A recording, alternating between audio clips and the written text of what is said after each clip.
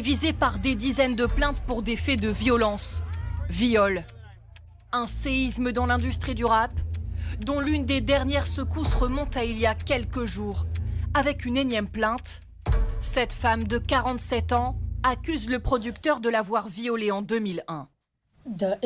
La douleur intérieure, après avoir été agressée sexuellement, a été particulièrement profonde et difficile à raconter. Avant elle, d'autres ont brisé le silence. Tout commence il y a 1 an avec une première plainte de son ex-compagne, la chanteuse Cassie. Quelques mois plus tard, une vidéo révèle une scène effroyable. C'est du contenu vraiment très dérangeant. On y voit le rappeur en 2016, lui asséner plusieurs coups alors qu'elle est au sol. Et son cas serait loin d'être isolé. À Miami, Los Angeles, les domiciles de P. Diddy font l'objet de perquisitions spectaculaires en mars dernier. Elles révèlent la détention de vidéos à caractère sexuel et de fusils d'assaut. Vous pouvez voir là que les numéros de série ont été minutieusement effacés.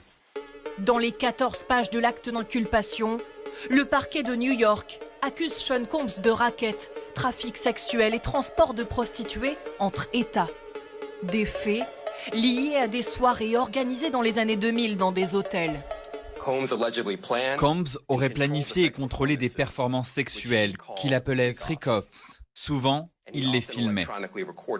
Les freak-offs duraient parfois plusieurs jours, impliquaient un grand nombre de prostituées, ainsi qu'une grande quantité de drogues comme la kétamine, l'ecstasy et le GHB. Il n'en fallait pas plus aux internautes pour enflammer la toile. Chacun y va de son scénario, tente de déterrer des archives de ses soirées et faire tomber toute célébrité qui pourrait être mêlée au scandale. J'appelle les gens à rester prudents et à bien différencier d'un côté le fait d'organiser une grande fête avec des médias, des photographes, et de l'autre, ce qu'il se passait à huis clos dans ces chambres d'hôtel. Dans l'attente de son procès, P. Diddy est écroué dans cette prison de Brooklyn. Il plaide non coupable. Il est convaincu de son innocence. Je suis convaincu de son innocence. Et nous allons nous battre de toutes nos forces, jusqu'au bout.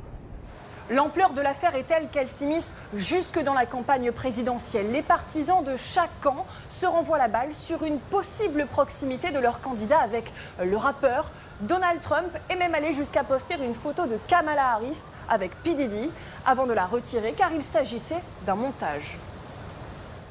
En France, il est interdit, mais le bizutage n'a pas totalement disparu dans les universités, les écoles. La faculté de médecine de Tours est ainsi au cœur d'une polémique. Une banderole sexiste lors d'une soirée a mis le feu aux poudres. Depuis, les étudiantes dénoncent une culture du viol décomplexée. Reportage de Nabila Tabouri, Anne-Christine Roth et Lara Péquez. Des étudiants